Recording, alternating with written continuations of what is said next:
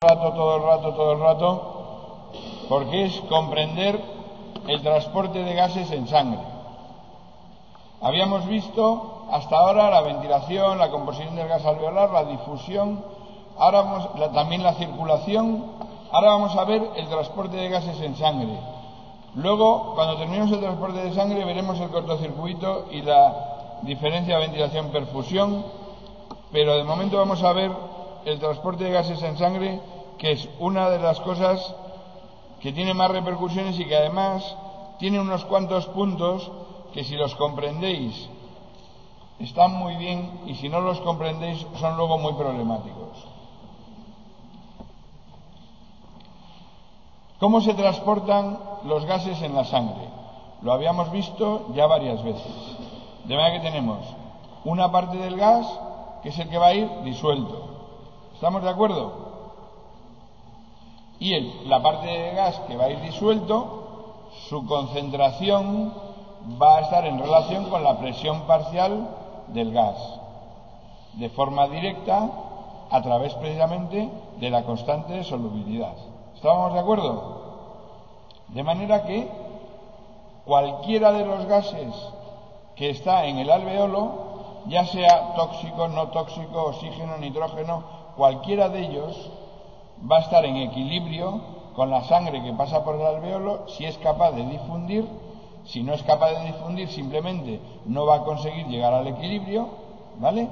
Y si es capaz de difundir, va a difundir hasta el equilibrio y tendrá una presión parcial en la sangre que corresponderá a la presión parcial del alveolo. Si no es capaz de difundir, la presión parcial en la sangre será mayor o menor, dependiendo que sea un gas que tenemos nosotros o que sea un gas que está en el alveolo, ¿vale? En esa situación, la concentración de gas que hay en sangre disuelto corresponde a la presión parcial multiplicado por la constante de solubilidad del gas. ¿Estamos de acuerdo? ¿Hasta ahí todo el mundo de acuerdo? Bien. La otra parte, eso es lo que corresponde a esta parte de aquí para el oxígeno y vale para todos. La otra parte corresponde al oxígeno unido a la hemoglobina. La constante de solubilidad del gas, si expresamos la presión de oxígeno en milímetros de mercurio y queremos saber los mililitros de oxígeno por 100 mililitros de sangre, STPD, sería 0,003. ¿Vale? Porque dependiendo de cómo lo queramos expresar, ese valor cambia si queremos expresar la presión en atmósferas y la concentración, en vez de mililitros de oxígeno, en moles.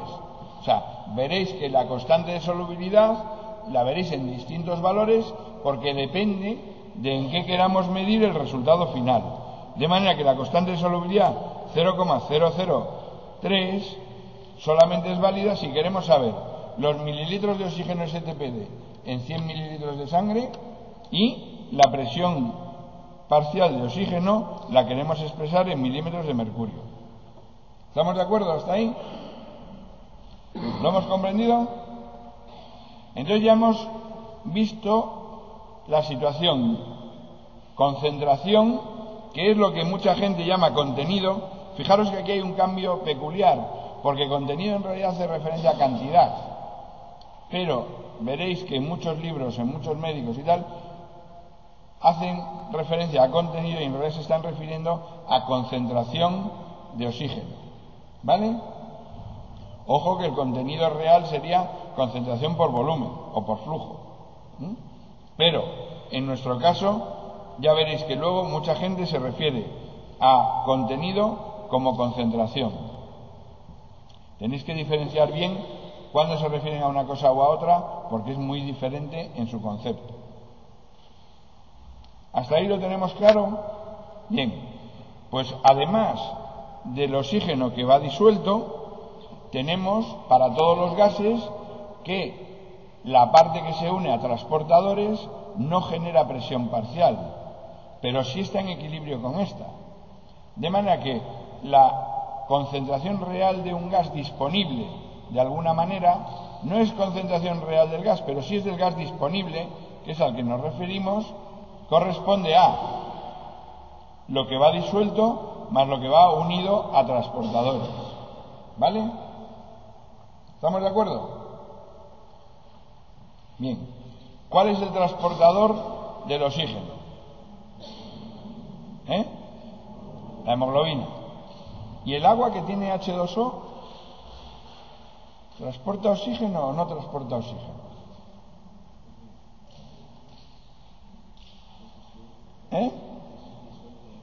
¿En qué concepto la hemoglobina sí transporta oxígeno y el agua no transporta oxígeno? A ver. No, es un problema químico, no es un problema biológico, es un problema químico. ¿Qué quiere decir transporta y qué quiere decir su molécula contiene?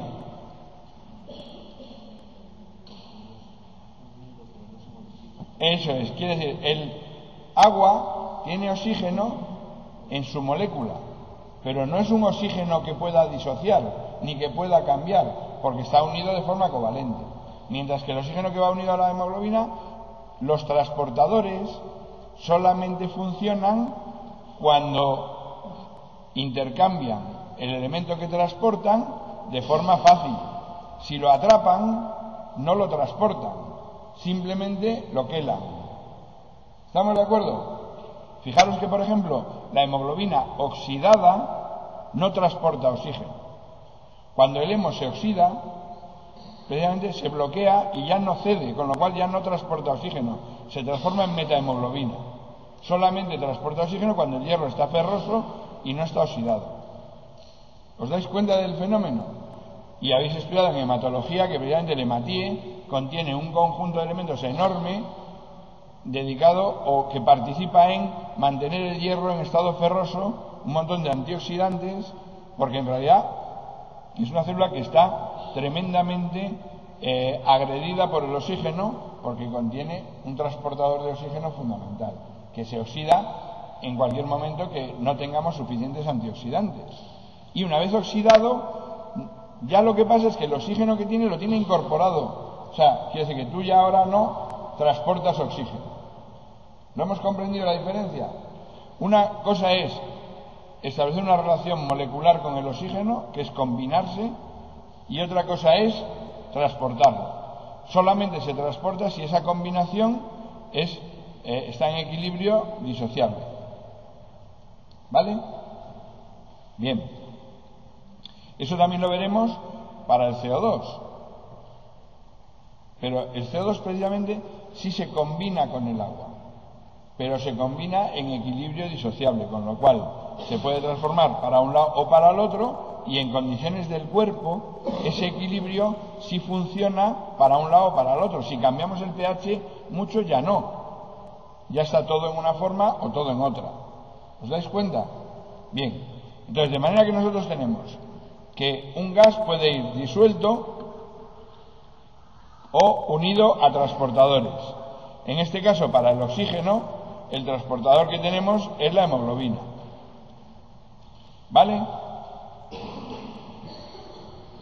Entonces, ahora, el oxígeno que va unido a la hemoglobina, ¿de qué depende?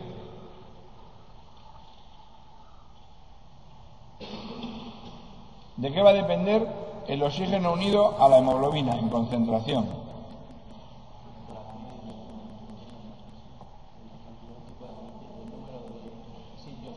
El número de sitios de unión. ¿Eso cómo se llama?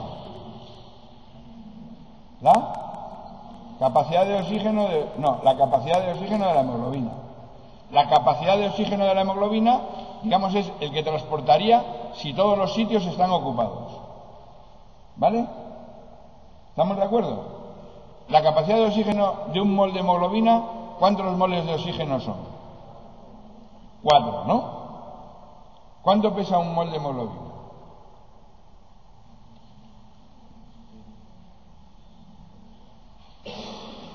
Dicho de otra manera, ¿cuál es el peso molecular de la hemoglobina?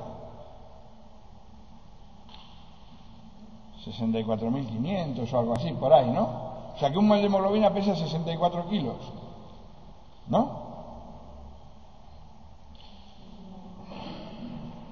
A ver, 64 kilos pesa un mol de hemoglobina, votos a favor. Votos a favor de que un mol de hemoglobina pesa 64 kilos y no lo repito.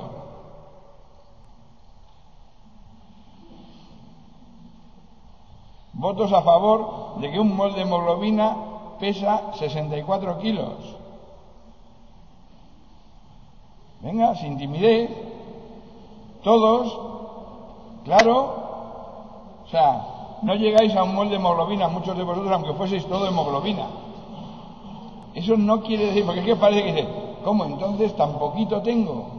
Claro, bien. ¿Y cuál es el problema? El problema es que por eso las concentraciones de las proteínas las medimos generalmente en nanomolar, picomolar, milimolar. Ninguna se mide en molar. Porque las proteínas pesan, un mol de proteína, 64.500, no es una muy grande. O sea, las tenemos que pesar 300 kilos el mol. ¿Vale? ¿Estamos? Eso quiere decir que simplemente su concentración será nanomolar, picomolar, porque normalmente si no serías todo un mol. No confundir, porque es que eso os pasa todo el rato. No confundir las cosas, hay que entenderlas físicamente. ¿Eso qué quiere decir? ¿Que cada glóbulo rojo lleva muy pocas moléculas de hemoglobina? No, lleva millones, miles de millones, no sé si son cientos o miles de millones, porque ¿cuántas moléculas tiene un mol de hemoglobina? Eso es, por 10 a la 23, o sea, vamos a ver. ¿Estamos? Con lo cual, aunque tú dividas luego, pues se queda por 10 a la mucho. ¿Vale? De manera que esos conceptos son muy importantes no perderlos, porque generalmente tendéis a pasar del todo a la nada con una facilidad enorme en vez de a la proporción escalada. Bien, retomemos. Entonces, nosotros tenemos que por un lado va a depender, lo subrayo en rojo, de la capacidad de oxígeno de la hemoglobina. La capacidad de oxígeno de la hemoglobina la podemos deducir a partir de que un mol de hemoglobina transporta 4 moles de oxígeno y cuál es el volumen de 4 moles de oxígeno en condiciones STPD. ¿Vale? Y en esas condiciones, si nosotros ahora, en función de cómo queramos expresar la hemoglobina en su concentración y cómo queramos expresar la concentración de oxígeno en la sangre, tendremos aquí un valor distinto para esta constante, que es la capacidad de oxígeno. ¿Vale? Porque la capacidad de oxígeno variará si yo la hemoglobina la quiero medir en moles o en gramos por 100 mililitros. Este valor es el que corresponde a la hemoglobina expresada en gramos por 100 mililitros de sangre, que es como la vais a ver en los análisis normales, y para que la concentración de oxígeno salga en mililitros STPD igual que antes, por 100 mililitros de sangre. Como veis, todo está referido a 100 mililitros de sangre. ¿Estamos de acuerdo? ¿Vale? De manera que si esta es la capacidad de oxígeno de 1 gramo de hemoglobina por 100 mililitros de sangre, si lo multiplico por la concentración de hemoglobina que tenga el sujeto, me va a dar la capacidad de oxígeno del sujeto, de 100 mililitros de sangre del sujeto. ¿Estamos de acuerdo? ¿Todo el mundo de acuerdo? Eso quiere decir que si aumento la concentración de hemoglobina, los mismos 100 mililitros de sangre llevarán más o menos oxígeno. Perdón, podrán llevar, quiere decir, la capacidad de oxígeno de una sangre con más hemoglobina será mayor o menor que la de una con menos hemoglobina en concentración. Mayor. ¿Estamos de acuerdo? Y su relación será esta que tenemos aquí: 1,36 mililitros de oxígeno por 100 mililitros de sangre por cada gramo de hemoglobina por 100 mililitros. ¿Estamos de acuerdo? De manera que un sujeto que tiene una hemoglobina normal, pongamos 14 gramos por litro, por 100 mililitros, podrá llevar 14 gramos por 1,36 si la hemoglobina estuviese saturada al 100%. ¿Vale? Pero como la hemoglobina no se satura al 100%, sino que tendrá una parte que esté saturada y otra que no esté unida al oxígeno, ahora, para saber de verdad cuál es la concentración de oxígeno real que transporta la hemoglobina, solo tengo que multiplicar por la saturación. ¿Vale? ¿Y cómo averiguo la saturación de oxígeno de la hemoglobina?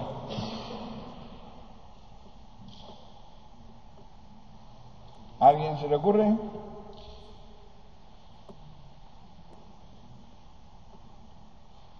¿Cómo se puede averiguar la saturación de oxígeno de la hemoglobina?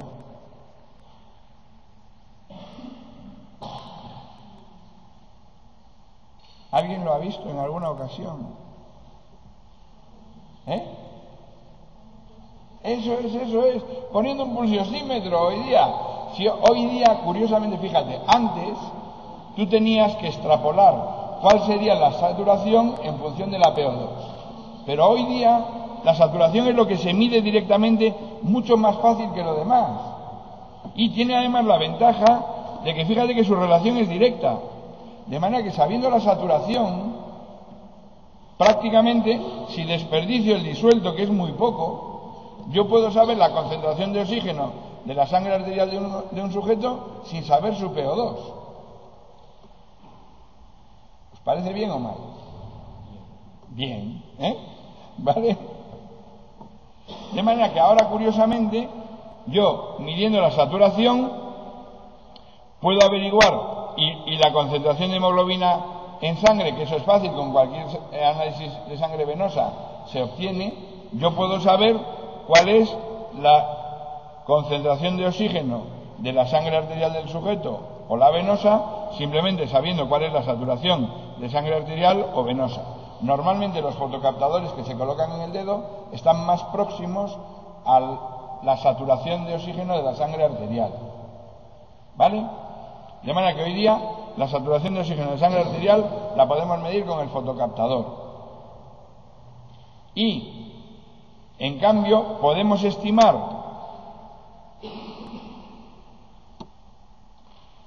la presión parcial de oxígeno a partir de la curva de saturación de la hemoglobina.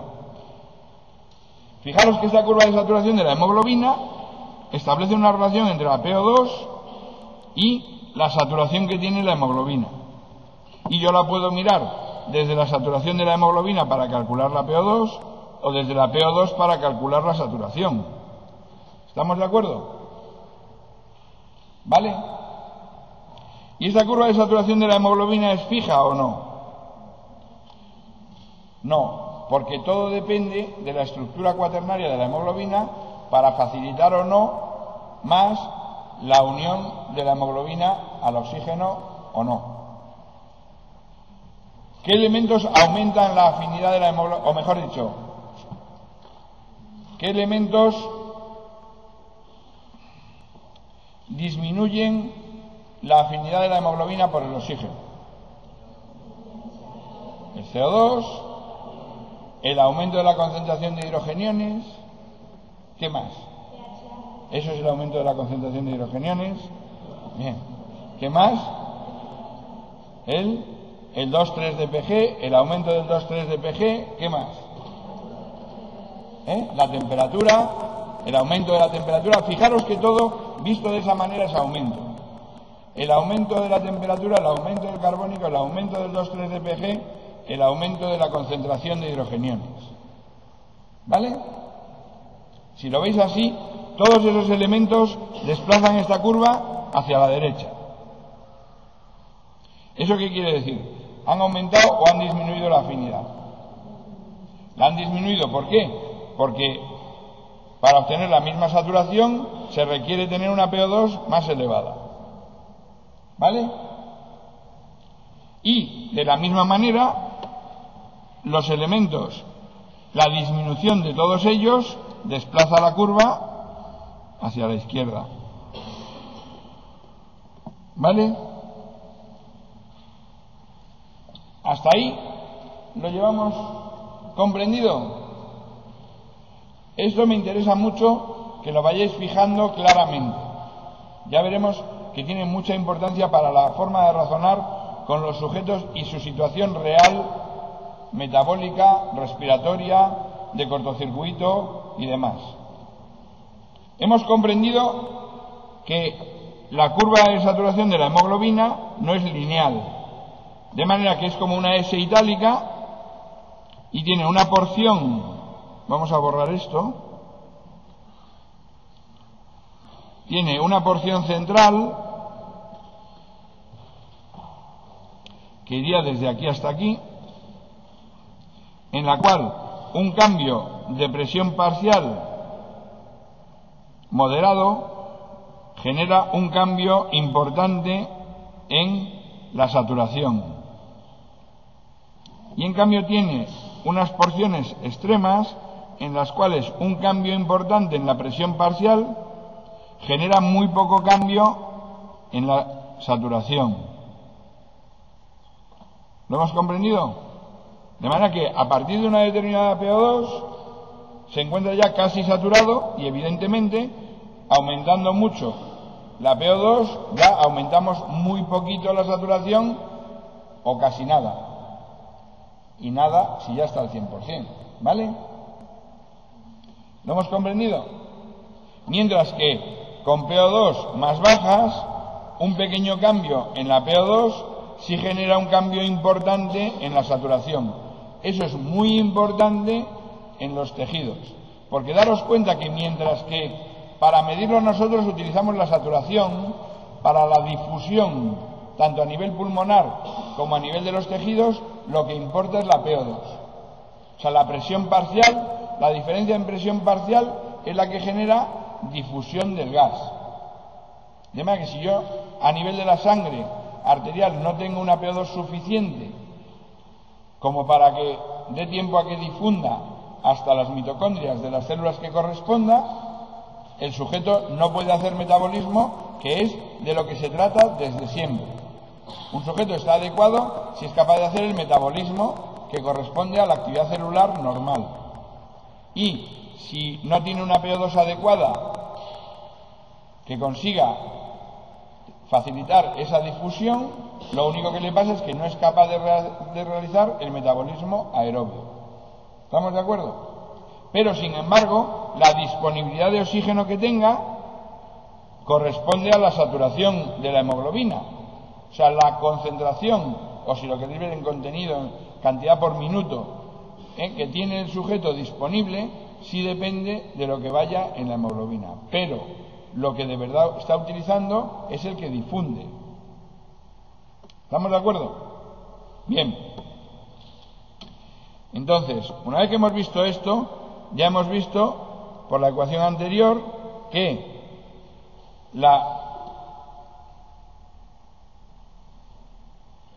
o en esta misma lo tenemos, no, aquí tenemos que sería el oxígeno que va unido a la hemoglobina más el oxígeno que va transportado disuelto en la sangre. ¿Vale? Entonces, la PO2, ¿cómo va a ir modificándose a lo largo de los tejidos? En el pulmón, en el pulmón, ¿quién define la situación? ¿El alveolo o la sangre? A ver, ¿se llega al equilibrio del oxígeno antes de abandonar el capilar? ¿Votos a favor de que sí? ¿Votos a favor de que no? Pero vamos a ver. Todos tenéis un trastorno en la difusión. O sea, vamos a ver. Solo se utiliza el primer tercio del capilar. cuando has recorrido el primer tercio del capilar, tanto el oxígeno como el carbónico están en equilibrio en un sujeto normal. En un sujeto normal, el oxígeno y el carbónico se equilibran una vez que han recorrido solo el primer tercio del capilar, les sobran los otros 2 tercios para ponerse malo. ¿Vale? De manera que prácticamente siempre, si no tiene uno un trastorno en la difusión, la presión del alveolo corresponde a la presión capilar de la sangre que pasa por el alveolo. ¿Estamos de acuerdo? Y por eso es la presión que hay al final del capilar. De manera que en el alveolo, la presión que hay al final del capilar es igual a la presión alveolar de oxígeno promedio. Es cierto que para cada uno de los capilares la presión varía en función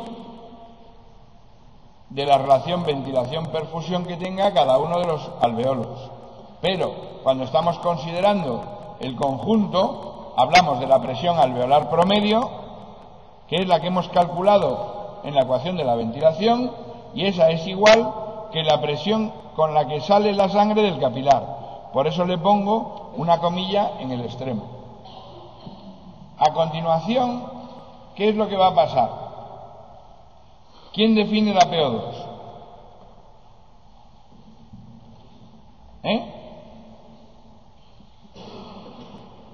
Eso es, el metabolismo o los elementos que hagan que cambie la concentración. De manera que fíjate que mientras que en el alveolo, en esta ecuación, esto es lo más importante de todo, que es en el alveolo una determinada PO2 viene definida por la presión capilar de oxígeno, y eso es lo que define toda la situación. Ahora lo veremos. A partir de ahí es la concentración que quede de oxígeno en la sangre la que va a definir qué PO2 tiene este sujeto. De manera que esta gráfica tiene 2 repercusiones, a su vez con 2 enfoques diferentes. Una, como forma de medir, ya hemos visto que yo puedo, conociendo la PO2, saber la saturación, o conociendo la saturación, saber la PO2. Y como forma de razonar, esto es lo más importante, cuando yo estoy en el alveolo, la forma de razonar es, yo tengo una presión capilar alveolar que define la situación de la sangre que ha pasado por el alveolo, porque eso define una determinada saturación. El oxígeno disuelto prácticamente lo desprecio, y en función de la concentración de hemoglobina del sujeto, eso define una determinada concentración de oxígeno en sangre capilar u otra determinada concentración de oxígeno en sangre capilar en función de la concentración de hemoglobina que tenga el sujeto, por lo que hemos visto del transporte. De manera que con la misma saturación, un sujeto que tiene una concentración de hemoglobina más elevada tiene una concentración de oxígeno más elevada que uno que la tiene inferior. Exactamente de forma lineal. La relación que existe entre esta escala de 20 y esta escala de 15 no es más que 15 dividido por 10. O sea que es 1,5. Lo podéis ver si cogéis, ves 8 y la mitad 12. 4 y la mitad 6. De manera que la relación que hay entre la gráfica de la derecha y la gráfica de la izquierda no es más que la relación que existe en la concentración entre la concentración de hemoglobina de 10 y la concentración de hemoglobina de 15. ¿Estamos de acuerdo? ¿Hasta ahí lo hemos comprendido? ¿Qué le pasa a este sujeto a continuación? A continuación, lo que le pasa es que la concentración de oxígeno baja hasta la concentración arterial de oxígeno, habíamos dicho. ¿Estamos de acuerdo? ¿Estamos de acuerdo? Porque eso dependerá de la sangre que haya pasado por el cortocircuito. De manera que ahora este sujeto, o estos dos sujetos, fijaros que van a disminuir un poquito su concentración, ¿vale?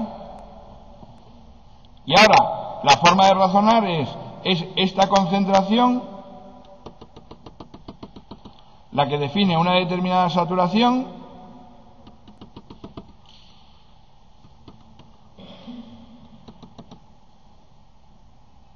que sería la saturación que nosotros precisamente vemos, la saturación, bueno, a ver, ¿dónde está? ¿Se me ha ido la goma de borrar? Aquí. Bueno, algo le ha pasado a esto. Bueno, ya está. La saturación arterial de oxígeno, ¿vale?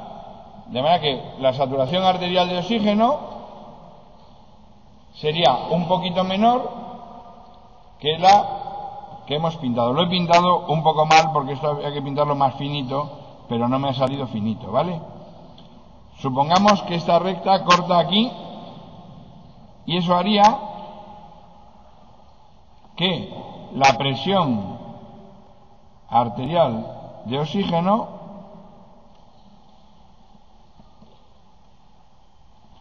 haya descendido desde la presión capilar de oxígeno, que es la presión alveolar de oxígeno, hasta la presión arterial de oxígeno.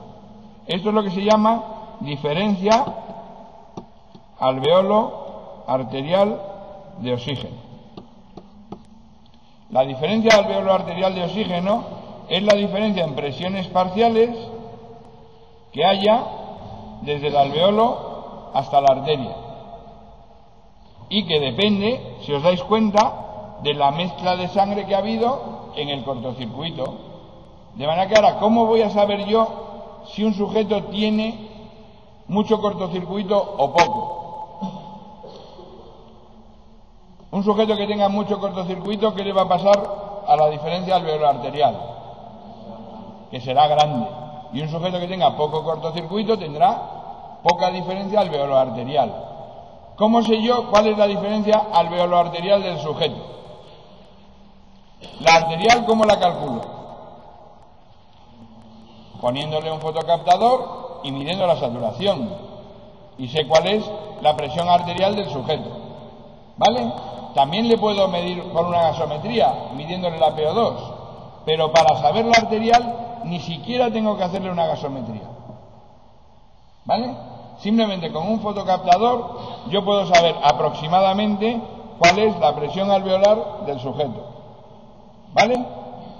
Y la que corresponde al alveolo la calculo por la ecuación de la ventilación. De manera que la diferencia alveolo arterial es relativamente fácil de obtener. ¿Estamos de acuerdo? No se requiere ninguna invasión cruenta del sujeto. Entonces hemos quedado en que un sujeto que tiene cortocircuito ha aumentado, y ahora vamos a razonar de una forma importante sobre el cortocircuito, conceptualmente. Luego ya haremos los cálculos más adelante, mañana probablemente. Pero ahora vamos a razonar conceptualmente. Hemos dicho, un sujeto que tenga cortocircuito elevado tendrá una diferencia alveolo-arterial aumentada. De manera que la alveolar será normal o incluso elevada y la arterial será baja. ¿Vale? Ahora, el cortocircuito hemos dicho que puede ser, o supongamos que es un sujeto que tiene cortocircuito anatómico. Yo tengo un sujeto con cortocircuito anatómico.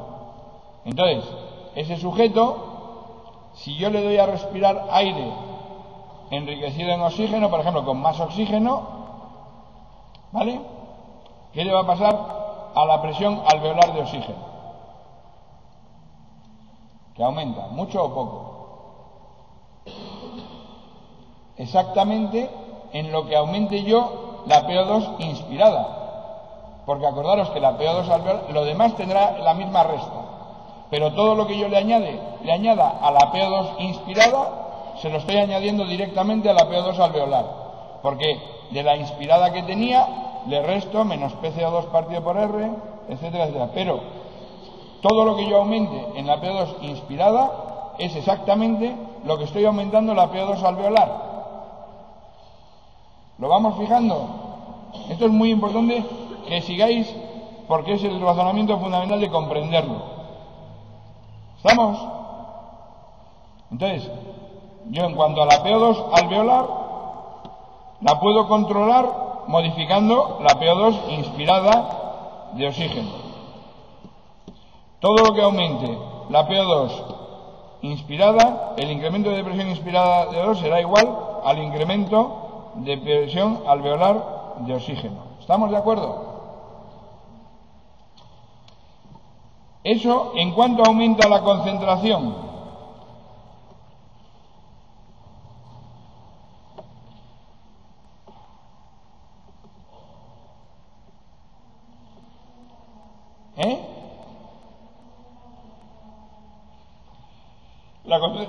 La concentración de sangre, de oxígeno en sangre. ¿En cuánto aumenta, si yo aumento esta presión alveolar de oxígeno, en cuánto aumenta la concentración de oxígeno en sangre?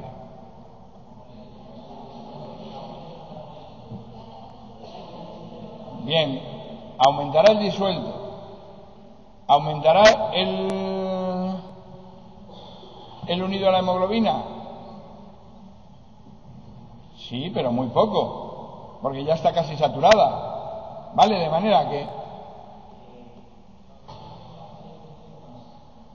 yo estoy simplemente viendo cómo razono, para ver si llego a una conclusión que lleguéis vosotros, que os permita luego interpretar qué pasa con los sujetos.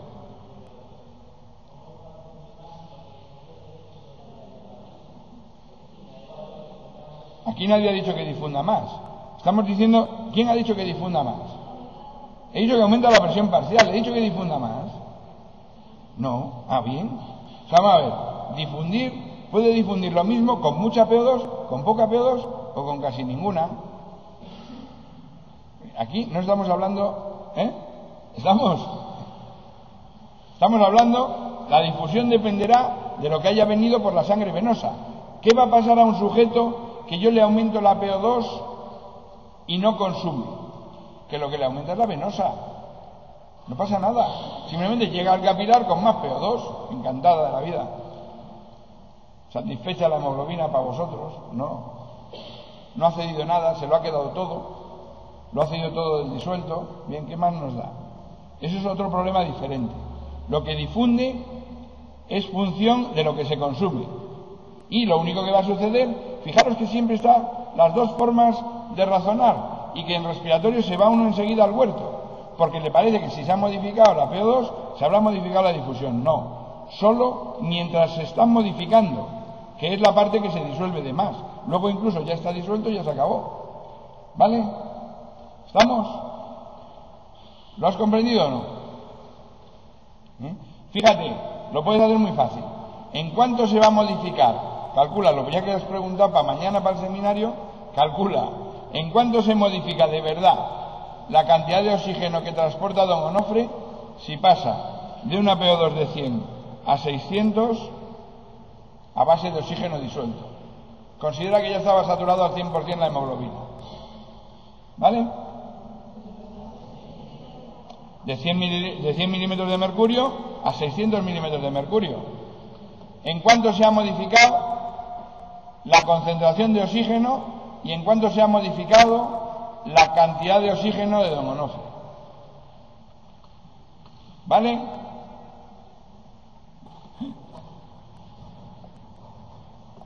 Dime. Claro, lo que va a aumentar es la concentración de oxígeno disuelto, porque eso es directamente proporcional a la PO2. Pero, habla fuerte, que no te oigo.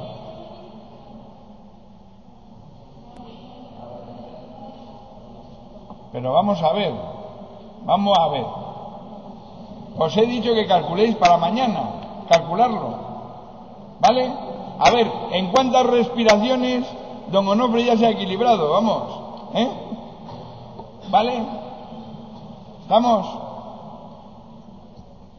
Me parece muy bien porque uno tiene esos conceptos y enseguida le parece que eso habrá cambiado. No, la difusión solo cambia en el momento transitorio de estar cambiando la PO2.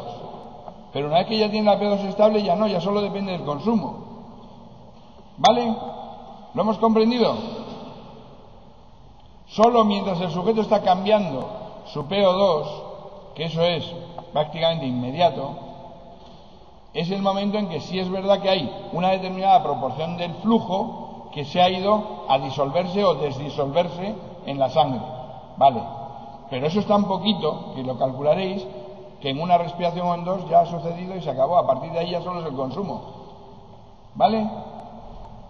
Entonces, pero no es que no suceda. Me parece muy bien que os planteéis el problema, porque no es que no suceda.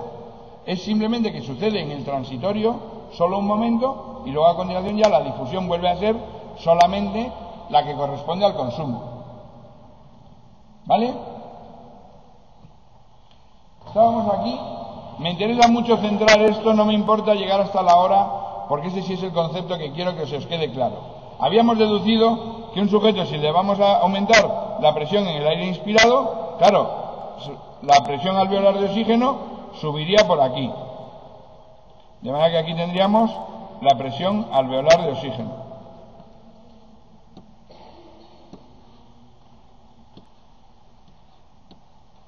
Vamos a ponerla aquí dentro de la gráfica para que nos salga en la pintura, ¿vale? La concentración de oxígeno, ¿cuánto le habría aumentado? 0,0003, o sea que son 3 milésimas por cada milímetro de mercurio. De manera que si yo aumento en 500 milímetros de mercurio, ¿cuánto habría aumentado la concentración? 0,1, ¿no? ¿Estamos? Más o menos. De manera que, en vez de estar aquí, en verde, estaríamos ahí. Si yo ahora a esto le resto lo que se haya mezclado por diferencia arteriovenosa, me vengo ahí. ¿Y qué PO2 se me queda en la arteria? Pues casi igual que la que tenía, un poquito más. No es igual, es un poquito más. ¿Lo veis o no? Fijaros que ahora, como estamos en la parte plana, este sujeto ha aumentado mucho la PO2 alveolar, pero en realidad la sangre que ha pasado por los capilares solo se ha llevado un poquito más de concentración, muy poquito. Con lo cual, en cuanto la he mezclado con la venosa, frunch, y la PO2 ha caído un montón. Porque estamos en la parte en la que un cambio grande de la PO2 genera un cambio muy pequeño en la saturación y muy pequeño en la concentración. ¿Os dais cuenta? De manera que ahora un pequeño cambio en la concentración, que es como lo hemos medido, en realidad está generando un gran cambio en la PO2 con muy poquito cambio en la saturación. ¿Estamos? ¿Lo hemos visto o no? ¿Difícil? Bien, meditarlo, y si luego voy a ver si os pongo ya la clase de hoy y la de mañana, y si no luego lo veis en el vídeo. ¿Eso qué querría decir? Que si el sujeto tiene un cortocircuito verdadero, ¿vale? En realidad, a este sujeto le hemos aumentado mucho la diferencia alveolo-arterial de oxígeno. ¿Vale? Claro. Si yo a un sujeto con cortocircuito verdadero le doy a respirar oxígeno al 100%, ¿qué le pasa a la diferencia alveolo-arterial de oxígeno? Que le aumenta muchísimo. Vamos, en vez del 100%, vamos a ponerlo al 30%, al 25%, o sea, un poquito más. Le aumenta muchísimo, ¿vale? La diferencia alveolo arterial. Bien, ¿qué pasa si ahora el sujeto lo que tiene es una, digamos, diferencia ventilación-perfusión en los alveolos y no tiene cortocircuito anatómico, sino que lo tiene fisiológico? Es un sujeto que tiene una patología respiratoria y entonces lo que pasa es que la sangre está circulando por alveolos mal ventilados. Un alveolo mal ventilado, ¿qué le pasa a su presión capilar alveolar? Que ha bajado, ¿vale? ¿Y qué le pasa a la presión alveolar del sujeto? Que baja más, ¿vale? A la presión arterial del sujeto, que baja más. Pero ahora a ese sujeto, cuando yo le doy a respirar aire enriquecido, ¿qué le pasa a la presión alveolar del sujeto? Que aunque esté mal ventilado, como el incremento sigue siendo en directo, aunque luego la resta sea alta, me da igual, porque le estoy aumentando directamente la inspirada. Con lo cual, ese sujeto, si lo que tiene es un déficit ventilación-perfusión, se normaliza fenomenal en el momento en que le doy a respirar aire enriquecido en oxígeno. Mientras que si lo que tiene es un cortocircuito verdadero, simplemente aumenta su diferencia alveolo-arterial. ¿Os dais cuenta?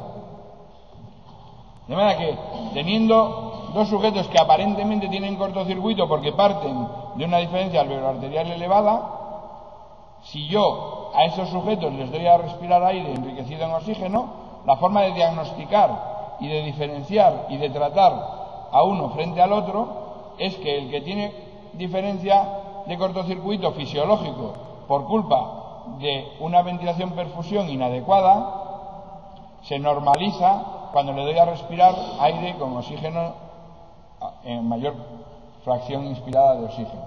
Mientras que el que tiene un cortocircuito anatómico, ese efecto no le genera prácticamente ninguna modificación.